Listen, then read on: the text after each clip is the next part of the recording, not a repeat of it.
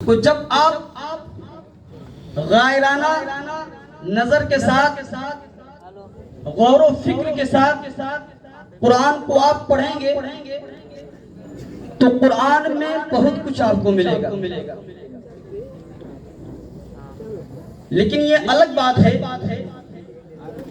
کہ ہمارا اور آپ کا معاملہ اس کے برعکس ہے کہ ہم خود قرآن کی تلاوت نہیں کرتے اور ہمارے بچے بھی قرآن کی تلاوت سے کوسوں دور ہیں. جبکہ قرآن مجید میں اللہ تبارک و تعالیٰ نے ارشاد فرمایا تبیانا لکل شیء، قرآن میں ہر چیز کا واضح اور روشن بیان ہے.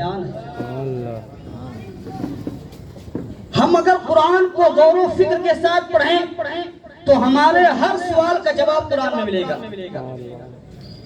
اس لیے کہ قرآن یہ اللہ کی کتاب ہے. دنیا میں بے شمار کتابیں ہیں لیکن ہر کتاب میں کمی ہے، کہیں بیشی ہے. ہر کتاب میں کوئی نہ کوئی کمی ہے. پڑھنے والا، مطالعہ کرنے والا شک و شبہات میں پڑ جاتا ہے. لیکن اس روئے زمین پر قرآن ایک ایسی کتاب ہے کہ قرآن کے بارے میں اللہ نے بیان فرمایا ذالک الکتاب لا ریب فیہ، یہ وہ کتاب ہے جس میں شک و شبہ کی کوئی گنجائش نہیں. اس میں کسی طرح کا کوئی شک و شبہ نہیں کر سکتا. شک و شبہ سے قرآن مقدس پاک ہے. اس لیے مسلمانوں قرآن پڑھو. قرآن ایک واحد کتاب ہے کہ قرآن فصاحت و بلاغت سے پر ہے. قرآن کی بلاغت کا کوئی جواب نہیں، قرآن کی فصاحت کا کوئی جواب نہیں، قرآن کے استعارات کا کوئی جواب نہیں، قرآن کے گہرائی کا کوئی جواب نہیں، قرآن کے گہرائی کا کوئی جواب نہیں. قرآن ایک ایسی کتاب ہے کہ قرآن لاجواب ہے. قرآن ایک ایسی کتاب ہے کہ قرآن کو پڑھو تو ثواب مل جائے، قرآن کو دیکھو تو ثواب مل جائے، قرآن کو سنو تو ثواب مل جائے. اور اگر کوئی قاری قرآن کو پڑھ کر قرآن کی آیتوں کو اپنے سینے میں پھنسا کر دنیا سے چلا جائے تو اس پر نارے دوزخ حرام ہو جائے. اسی لیے کہنے والے نے کہا یہی ہے آرزو، ارے تعلیم قرآن ہو جائے، ہر ایک پرچم سے اونچا پرچم اسلام ہو جائے. سبحان اللہ. نعرہ تکبیر، نعرہ رسالہ، جشن عید میلاد النبی، نعرہ تکبیر، نعرہ رسالہ. اس لیے مسلمانوں قرآن کو صرف قرآن کھانے کے لیے یا کوئی مر جائے تب ہی قرآن پڑھا جائے یہ مت سمجھو، بلکہ قرآن تمہاری زندگی کے ہر سوالات کا جواب بتائے گا. تمہیں زندگی کیسے گزارنی ہے یہ تمہیں قرآن میں ملے گا. تمہیں اپنے والدین کے ساتھ حسن سلوک کیسے کرنا ہے یہ طریقہ تمہیں قرآن بتائے گا. لہذا مسلمانوں قرآن کو پڑھو، اپنے بچوں کو پڑھاؤ، قرآن سے دور نہ رکھو. ورنہ آپ تو بڑے ہوشیار ہیں. آپ آج دور جدید کو دیکھ رہے ہیں کہ ہمارے بچے، ہماری نئی نسل کس راہ پر جا رہی ہے اور کس طرح ہمارے گھروں میں بدعقیدگی، بد مذہبیت اور سلہ کلیت جنم لے رہی. اگر ہم تعلیم اسلام سے دور رہیں گے تو ہمارا بسا ہوا گھر اجڑتا ہوا نظر آئے گا، ہمارا بسا ہوا خاندان اجڑتا ہوا نظر آئے گا. یاد آئے مسلمانوں، میں تاجدار بغداد کانفرنس سے تمہیں پیغام دینا چاہتا ہوں کہ تم اپنے علماء اور ائمہ کے قریب رہو اور ان سے قرآن سیکھتے رہو، دین اسلام سیکھتے رہو، اپنے عقیدے کی بھی حفاظت کرو اور اپنی نسلوں کے عقیدے کی بھی حفاظت کرو. برادران ملت اسلامیہ، ہم اور آپ تاجدار بغداد کانفرنس میں بیٹھے. جی اس محفل کا نام کیا ہے؟ تاجدار بغداد کانفرنس. بڑی خوش نصیبی کی بات ہے کہ اس مہینے میں بڑے پیر کا کرم ہوا تو ہمارے برادر کبیر حضرت علامہ مولانا حافظ قاری محمد شمس اللہ صاحب گلال اپنے والدین کے ساتھ سبحان اللہ زیارت حرمین طیبین شریفین کی حاضری کے لیے کمر بستہ ہے اور قریب حاضری ہوگی انشاءاللہ. اور آپ یہاں بیٹھے ہیں تو آپ بھی نیت کر کے بیٹھیں کہ ہم پر بھی بڑے پیر کا کرم ہوگا تو ہم بھی انشاءاللہ مدینہ شریف جائیں گے. سبحان اللہ. ہم بھی مدینہ شریف جائیں گے. بڑے پیر دستگیر روشن ضمیر حضور غوث پاک رضی اللہ تعالی عنہ کی ذات اور شخصیت جو ہے وہ محتاج تعارف نہیں ہے. جی آپ کی زندگی کے حوالے سے اپنوں نے تو بہت کچھ لکھا ہے. آپ کی کرامتیں تو شہرِ آفاق ہیں, تواتر کے ساتھ مروی ہیں, لیکن آپ کی کرامتوں کو جو اللہ کے ولیوں کی ولایت کو تسلیم نہیں کرتے وہ بھی بیان کرتے ہیں. ابن تیمیہ جیسا بدعقیدہ جو اللہ کے ولیوں کی ولایت کو مانتا ہی نہیں, اس نے بھی یہ بیان کیا, اپنی کتاب میں لکھا کہ بڑے پیر حضرت عبد القادر کی کرامتیں ہم تک اس تواتر کے ساتھ پہنچی ہیں کہ ہمیں انکار مجاز ہے. یہ بڑے پیر دستگیر روشن ضمیر کی کرامت ہے کہ جس سے جو چاہتے ہیں وہ کام لے لیتے ہیں.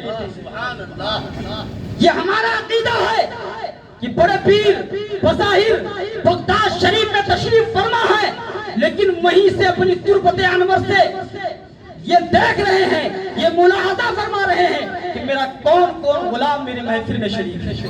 جی آپ میں بتاؤں آپ کو کہ حضرت پیران پیر بڑے پیر دستگیر روشن ضمیر حضور غوث پاک رضی اللہ تعالی عنہ کی شان کیا ہے.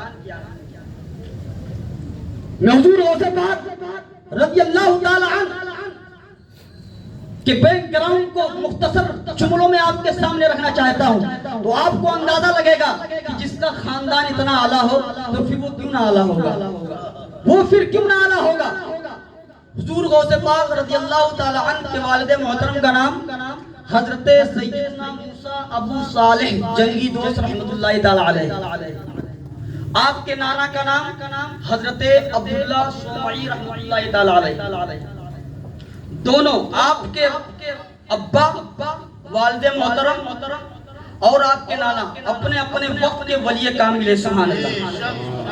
ولی کامل ہے, اپنے اپنے وقت کے زہد و تقوی کے پیکر ہیں. حضرت سیدنا موسیٰ ابو صالح جنگی دوست رحمت اللہ تعالی علیہ کو جنگی دوست کہنے کی وجہ کبھی آپ نے سنی ہوگی, میں یہ بتا دینا چاہتا ہوں, بتا کر اپنی اپنی بات آگے بڑھانا چاہوں گا کہ حضرت غوث اعظم رضی اللہ تعالی عنہ کے والد محترم کو جنگی دوست کیوں کہا جاتا ہے. چنانچہ مورخین نے اپنی کتابوں میں لکھا کہ آپ کے والد محترم بڑے نڈر تھے. جی اچھی بات کہنے میں کبھی دریغ نہیں کرتے, نہ کسی سے ڈرتے تھے, فوراً اسے منع فرماتے. تأمرون بالمعروف وتنہون عن المنکر کے عملی تفسیر تھے آپ. چنانچہ ایک وقت ہے آپ مسجد شریف کے باہر تشریف فرما, آپ دیکھتے ہیں کہ خلیفہ وقت کے کچھ سپاہی مٹکوں میں شراب بھر کر خلیفہ وقت کے پاس لے جا رہے ہیں. آپ نے کچھ پوچھا نہ کچھ سوچا کہ انجام کیا ہوگا. آپ نے لاٹھی اٹھائی اور سارے مٹکوں کو پھوڑ دیا. جب اس کے سپاہی خلیفہ وقت کے پاس پہنچتے ہیں تو ساری بات سناتے ہیں کہ حضرت سیدنا ابو صالح جنگی دوست نے شراب کے مٹکوں کو پھوڑ دیا, جبکہ ہم سے نہ کوئی بحث و مباحثہ ہوا, نہ ہم نے ان کے بارے میں کوئی کلام کیا. حضرت سیدنا ابو صالح جنگی دوست رحمت اللہ تعالی علیہ کو دربار میں طلب کیا جاتا ہے. آپ شان آن بان کے ساتھ تشریف لے جاتے ہیں بغیر کسی دہشت اور بغیر کسی خوف کے. خلیفہ وقت پوچھتا ہے, اے موسیٰ ابو صالح, کس کی اجازت سے تم نے ہمارے شراب کے مٹکوں کو پھوڑا؟ کس نے تم کو اجازت دی تھی؟ حضرت سیدنا موسیٰ ابو صالح کی جملے کو اپنے دل کی تختی پر نوٹ کیجئے گا انکلیشور کے مسلمانوں. آپ فرماتے ہیں کہ میں محتسب ہوں اور محتسب کو کسی سے اجازت لینے کی ضرورت نہیں ہے. سبحان اللہ. کسی سے اجازت لینے کی ضرورت نہیں ہے. خلیفہ وقت نے کہا کہ آپ کو محتسب کس نے بنایا؟ حضرت سیدنا ابو صالح موسیٰ ارشاد فرماتے ہیں کہ منتصب اللہ تبارک و تعالیٰ نے بنایا، میں مامور عن الحق ہوں، مجھے کسی سے اجازت لینے کی ضرورت نہیں ہے۔ بادشاہ وقت خلیفہ وقت قدموں میں گر جاتا ہے اور کہتا ہے حضور مجھے معاف کر دیں اور میری ایک عریضہ قبول فرما لیں کہ میری طرف سے بھی آپ محتسب ہو جائے۔ چنانچہ اب ارشاد فرماتے ہیں جو مامور عن الحق ہو اسے مامور عن الخلق کی کوئی پرواہ نہیں ہوا۔ تبھی سے آپ جنگی دوست کہا جانے لگا۔ سبحان اللہ۔ تو آپ غوث اعظم کی زندگی کے بیک گراؤنڈ کو چیک کریں گے تو آپ کو معلوم ہوگا کہ آپ کے جو ابا حضور ہیں اپنے وقت میں وہ بھی بے مثال ہیں، ولی کامل ہیں۔ آپ کے جو نانا ہے وہ بھی بے مثل و مثال ہے اپنے وقت میں۔ آپ کی والدہ محترمہ جو ہے وہ بھی بے مثل و مثال ہے۔ جب کسی کا خاندان اس طرح بے مثل و مثال ہو تو پھر اس خاندان میں جو چراغ پیدا ہوتا ہے، جو چراغ روشن ہوتا ہے، اسی چراغ کو دنیا غوث اعظم کے نام سے یاد کرتی ہے۔ سبحان اللہ سبحان اللہ۔ تبارک و تعالیٰ کے جتنے ولی غوث اعظم سے پہلے آئے اور جتنے ولی غوث اعظم کے بعد آئے، جتنے ولی غوث اعظم کے زمانے میں تھے اور قیامت تک جتنے آئیں گے، سارے ولیوں میں غوث اعظم کی جو شان ہے وہ کسی کو وہ شان اور شوکت نہ ملی۔ غوث اعظم کی شان الگ ہے۔ ہر ولی آتا ہے تو وہ کرامت لے کر آتا ہے، لیکن غوث اعظم کرامت لے کر نہیں آئے۔ آپ کی زندگی کو آپ دیکھیں گے تو آپ کو پتا چلے گا کہ غوث اعظم سراپا کرامت بن کر تشریف لائے۔ جی سراپا کرامت بن کر آپ تشریف لائے، اسی لیے آپ کی زندگی سے بے شمار کرامتوں کا ظہور ہوا۔ آخر وجہ کیا ہے؟ آخر بات کیا ہے کہ اللہ کا جو ولی ہوتا ہے وہ کرامت لے کر آتا ہے، لیکن بڑے پیر، دستگیر، روشن ضمیر جسے دنیا پیران پیر کے نام سے جانتی ہے، غوث اعظم کے نام سے جانتی ہے، شہنشاہ بغداد کے نام سے یاد کرتی ہے، وہ کرامت لے کر نہیں بلکہ کرامت بن کر کیوں آئے؟ تو میں دبے جو ہے مختصر لفظوں میں اور مختصر جملوں میں یہ کہنا چاہتا ہوں کہ ہر ولی جو ہے، ہر ولی میرے آقا کریم صلی اللہ علیہ وسلم کی صفت کا مظہر ہوتا ہے، یعنی جو ولی ہوتا ہے وہ نبی کی صفت کا مظہر ہوتا ہے، اور جو ولی نبی کی صفت کا مظہر تھا وہ کرامت لے کر آیا۔ اور میرے غوث اعظم نبی کی صفت ہی کے نہیں بلکہ نبی کی ذات کے مظہر تھے، اس لیے کرامت لے کر نہیں بلکہ کرامت لے کر آئے۔ اسی لیے کہنے والے نے کہا کہ غوث اعظم درمیان اولیاء کیوں محمد درمیان انبیاء۔ میرے غوث اعظم کی شان ہے۔ میں مختصر جملوں میں اپنی بات کو سمیٹتے ہوئے ایک بات عرض کر دوں کہ ہمارے برادر کبیر زیارت حرمین طیبین شریفین میں حاضری کی سعادت عنقریب حاصل کرنے والے ہیں۔ مدینہ شریف کی عظمت کیا ہے، مدینہ شریف کا مقام کیا ہے، وہ کہہ کر میں اپنی بات کو مکمل کرنا چاہتا ہوں۔ ایک مرتبہ درود پاک پڑھ لیں۔ اللہم صلی علی سیدنا مولانا صلاۃ و سلام علیک یا رسول اللہ صلی اللہ تعالی علیہ وسلم۔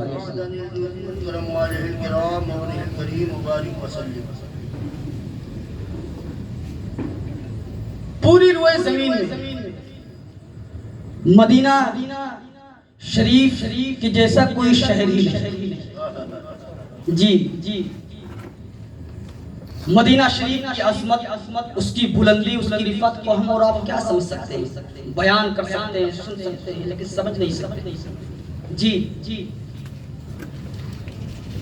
کتابوں میں آیا کہ حضرت سلیمان علی نبینا علیہ السلام ایک مرتبہ تخت پر اپنے زمانے کے علماء اور اولیاء کے ساتھ پرواز کر رہے تھے۔ پرواز کرتے کرتے اچانک حضرت سلیمان علیہ السلام تخت کو نیچے اترنے کا حکم دیتے ہیں اور حاضرین کو کہتے ہیں کہ یہ جو زمین ہے نا، اس زمین کو ہم تخت پر بیٹھ کر طے نہیں کریں گے بلکہ ہم اس روئے زمین کو پیدل چل کر طے کریں گے۔ چنانچہ حضرت سلیمان علی نبینا علیہ الصلوۃ والتسلیم کے ساتھ آپ کے ساتھ جتنے لوگ تھے سبوں نے اس سرزمین کو پیدل طے کیا۔ بعد میں کسی پوچھنے والے نے پوچھا، حاضرین میں سے کسی نے دریافت کیا کہ کہ اے اللہ کے نبی ہمیں آپ کو یہ بتائیے کہ آپ نے کس وجہ سے اس زمین کو طے کیا، پیدل چل کر طے کیا، آخر وجہ کیا ہے، آخر بات کیا ہے؟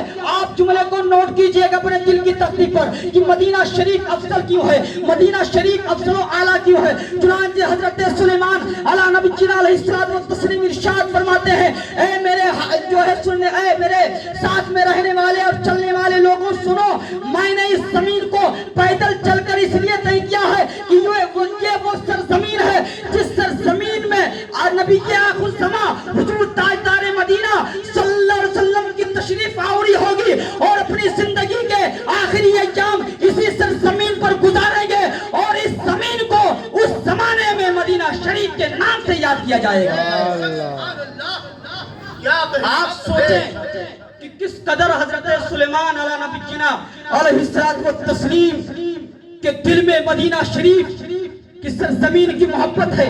اور اس واقعے سے یہ بھی پتہ لگائیے کہ حضرت سلیمان علیہ نبی جنا علیہ الصلوۃ والتسلیم بہت پہلے یہ خوشخبری سنا رہے ہیں، غیب کی باتیں بتا رہے ہیں۔ جب حضرت سلیمان علیہ نبی جنا علیہ الصلوۃ والتسلیم کے علم غیب کا عالم یہ ہے تو میرے مصطفیٰ کے علم غیب کا عالم کیا ہوگا؟ ان کے علم غیب کا اندازہ کون لگا سکتا ہے؟ تو تبھی تو سیدی سرکار اعلیٰ حضرت نے کہا، اور کوئی غیب کیا تم سے نجا ہو بھلا، ارے جب نہ خدا ہی ہوا تم پہ کروڑوں دھوئے۔ مدینہ شریف کی سرزمین وہ سرزمین ہے کہ پورے بس میں ختم کر رہا ہوں کہ پورے سال میں مکہ شریف ایک حج ہوتا ہے۔ کتنا؟ ایک حج ہوتا ہے، وہ بھی مخصوص دن میں، مخصوص مہینے میں۔ لیکن مدینہ شریف وہ سرزمین ہے کہ جہاں پر جانے کی ہر مومن کی تمنا ہوتی ہے، ہر مومن یہ کہتا ہوا نظر آتا ہے، دکھا دے یا الہی وہ مدینہ کیسی بستی ہے جہاں پر رات دن مولا تیری رحمت برستی ہے۔ مدینہ وہ سرزمین ہے جہاں پر عاشق رسول مچلا کرتے ہیں، جہاں کی خاک کو، جہاں کی مٹی کو عاشق رسول اپنی آنکھوں سے مسلا کرتے ہیں۔ جانتے ہیں کیوں؟ میرے نبی صلی اللہ علیہ وسلم ارشاد فرماتے ہیں کہ مسجد نبی میں جو 2 رکعت نماز پڑھتا ہے اسے ایک حج کامل کا ثواب ملتا ہے۔ آپ دن میں 1 مرتبہ پڑھو گے، 1 مرتبہ حج کامل کا ثواب ملے گا، 2 بار پڑھو گے 2 مرتبہ حج کامل کا ثواب ملے گا۔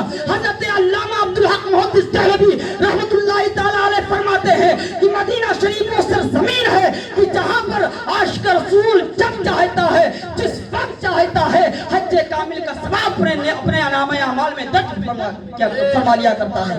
یہ مدینہ شریف کی سرزمین ہے۔ فضیلتیں بہت بیان کرتے رہے تو وقت ناکافی ہوگا، بس میں انہی باتوں پر اپنی گفتگو ختم کرنا چاہتا ہوں اور آپ کو ایک پیغام دینا چاہتا ہوں کہ اے لوگوں، آپ اس محفل میں آئے ہیں تو اس محفل سے ایک پیغام لے کر جائیں کہ آپ اپنے آپ کو غوث اعظم سے محبت کرنے کا دعویٰ کرتے ہیں، اللہ کے ولیوں سے محبت کرنے کا دعویٰ کرتے ہیں، نبی کریم صلی اللہ علیہ وسلم سے عشق کا دعویٰ کرتے ہیں، لیکن جب آپ کو دلیل کی روشنی میں دیکھا جاتا ہے تو بہت کم ایسے جو کھڑے اترتے ہیں۔ لہذا میں کہنا چاہتا ہوں اے مسلمانوں، اے قادری فقیروں، تم کو میں غوث اعظم کی نسبت کا پیغام دینا چاہتا ہوں کہ تمہیں اگر سچی محبت ہے غوث اعظم سے، اگر تمہیں سچی محبت ہے خواجہ غریب نواز سے، اگر تمہیں سچا عشق ہے آقا کریم صلی اللہ علیہ وسلم سے، تو غوث اعظم کی محبت میں رنگ جاؤ، کامل طور پر رنگ جاؤ، اس طور رنگ جاؤ کہ تمہارے کردار سے محبت غوث اعظم کی خوشبو آئے، تمہارے افعال سے محبت غوث اعظم کی خوشبو آئے، تمہارے کردار سے محبت غوث اعظم کی خوشبو آئے، تمہارے اطوار سے محبت غوث اعظم کی خوشبو آئے۔ اس طرح آپ قادری فقیر بن جاؤ کہ آپ کو دیکھ کر دنیا یہ کہنے پر مجبور ہو جائے کہ جب ان کے غلام کا یہ عالم ہے تو جو آقا ہے اس کا مقام کیا ہوگا۔ لہذا مسلمانوں، آپ اللہ تبارک و تعالیٰ کی یہ بتائے ہوئے احکامات پر اور خاص طور سے نمازوں کی پابندی کیجئے، اپنی دنیاوی اور اخروی زندگی کو سنوارنے کی کوشش کریں۔ میں دعا کرتا ہوں کہ اللہ تبارک و تعالیٰ ہم سب کو دارین کی برکتوں، نعمتوں اور رحمتوں سے مالا مال فرمائے۔ دوران تقریر اگر کوئی غلطی ہو گئی تو میں توبہ کرتا ہوں، اللہ تبارک و تعالیٰ سے معاف فرمائے۔ استغفر اللہ ربی من کل ذنب واتوب الیہ انہ هو التواب الرحیم وآخر دعوانا الحمد للہ رب العالمین۔ اشہد ان لا الہ الا اللہ واشہد ان محمدا رسول اللہ۔ السلام علیکم۔